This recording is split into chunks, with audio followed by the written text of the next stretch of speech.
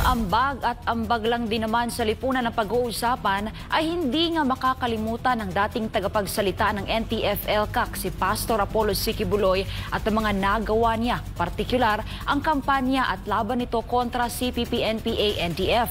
Ang dating kadre nga ng komunistang teroristang grupo tinawag na tunay na bayani si Pastor Apollo dahil sa mga makabuluhang ambag niya sa lipunan.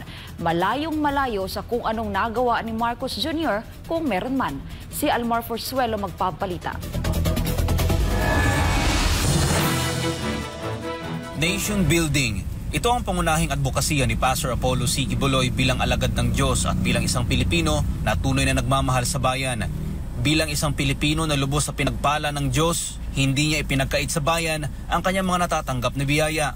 Patunay dito ang pagbibigay ng di matatawarang serbisyo publiko. Nariyan ang SMNI na totoong boses ng bayan, hindi nababayaran at may paninindigan sa kung ano ang tama. Instrumento sa pagsugpo sa mga komunistang teroristang grupong CPP-NPA-NDF. Sa katatapos lang na Kingdom of Jesus Christ press conference itong Huwebes, sinabi ng Executive Secretary ng KOJC na si Sister Eleanor Cardona na dahil sa pagmamahal ni Pastor Apollo sa bayan ay nagawa niyang buksan ang pinto ng KOJC para tumulong sa mga sundalong nag-aalay ng buhay para sa bansa. So nagpapasalamat kami all these years. Malapit na malapit po ang ating mahal na pastor. Malapit na malapit po ang Kingdom of Jesus Christ. Sa ating mga military, lahat po ng support na kailangan nila, unang-una noong 2003, nung kailangan nila ng suporta ng pag-open ng Task Force Davao, open po ang gate, open po lahat ang Kingdom para pag-support po sa kanila hanggang na-establish po ito. At hanggang ngayon, dekada na po, na ganun po ang relasyon ng ating mahal na pastor ng Kingdom of Jesus Christ sa ating men in uniform. Maging ang mga miyembro ng KOJC ay tinuruan, dinisiplina at pinaranas si Pastor Apollo ng training sa military para maging mabuti at kapaki-pakinabang ng mga mamamayan. Kaya nung sa Bible School, nakita natin yung training.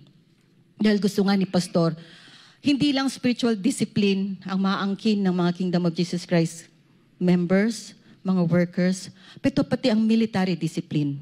Kaya sinasabi ni Pastor, hindi kami civilian ang mindset namin. Military yung mindset namin kasi nandun yung discipline, nandun yung code of honor. So ganun yung training ni Pastor, hindi lang para sa Kingdom Nations, ayon sa sinabi ng ating mahal na Pastor, kundi para sa nation building. Kaya nga halos kami lahat, mga reservists po kami ng Philippine Army. Kasi nag-training po kami lahat since then, nung nakipag-ugnayan po kami sa sa Armed Forces of the Philippines. Para kay Dr. Lorraine Badoy, dating tagapagsalita ng National Task Force to End Local Communist Armed Conflict or NTF-ELCAC, malaki ang pasasalamat niya sa buting pastor dahil binuo nito ang isang programa na lumalaban sa mga NPA. We would like to thank you.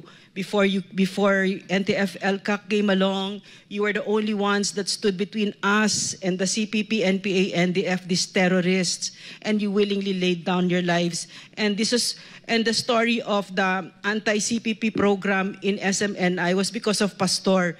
Hinanap ako ni Pastor, at binigay itong programa na libre, worth millions, binigay niya yan. Libre, siya pa humabol, no? So talaga makita mo yung puso ni Pastor dito kasi nakita niya napakaraming sundalo ang namatay. And personally, we've had to bury our closest friends.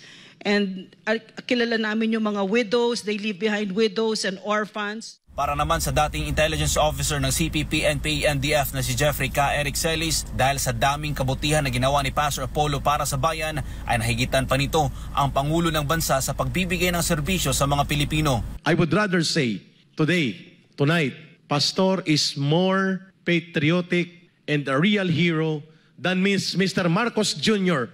himself. Mas maraming ginawa at napatunayan si Pastor Quiboloy at ang Kingdom of Jesus Christ kaysa kay Marcos Jr.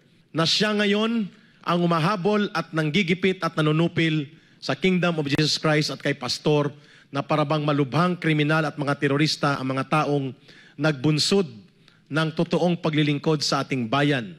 Ngunit sa kabila ng lahat ng ito, kung sino pa ang tumutulong sa bayan ay siya na ngayon ang inuusig at inuturing na kalaban ng gobyerno. Kasunod ito ng ginagawang pangaharas ng pambansang pulisya sa mga KOJC missionaries. Idagdag pa dito ang patuloy na paglapastangan sa dignidad at pangalan ng butihing pastor na wala namang ginawang mali. Para kay SMNI Anchor Ina Mortel, hindi na mga kagalang-galang ang mga sundalo at pulis ngayon dahil nagagamit na ang mga ito sa politika. Maruming politika. Thank you, Attorney. No? So lumalabas lang po talaga mga kababayan, itong mga men in uniform natin na dati ay matatawag nating honorable, ngayon ay nagiging instrumento na lang po sila ng political harassment ng kanilang amo na wala naman tayo ibang nakakita kundi si Marcos Jr. Na hindi naman po niya talaga prioridad na tulungan ang ating mga kababayan o paunlarin ang ating bansa, kundi pabagsakin po ang mga Duterte at ang lahat po ng kanilang kaalyado. Kaya yun po ang kanilang playbook kung mapapansin ninyo. Nakakalungkot mang isipin, hindi na may tago ng buong pamunuan ng KOJC ang kanilang pagkadismaya sa men in uniform ng ating bansa. Kaya nagpapasalamat kami, ngunit sa mga panahong ito, masakit man sabihin, pero hindi naman po lahat. Nabahiran na po ang ating mga kasundaluhan o ang ating mga lalong-lalo na po sa pulisya. Ngunit sa kabila ng pasakit, pananakot at pang-aabuso ng mga nasa kapangyarihan, nananatili pa rin ang respeto at pagsaludo ng KOJC sa mga pulis at sundalo na tunay na naglilingkod para sa bayan. Hindi natin mapigilan kasi alam natin ang pag-ibig natin sa ating bayan at sa lahat ng ating mga men in uniform. Snappy salute to all of you.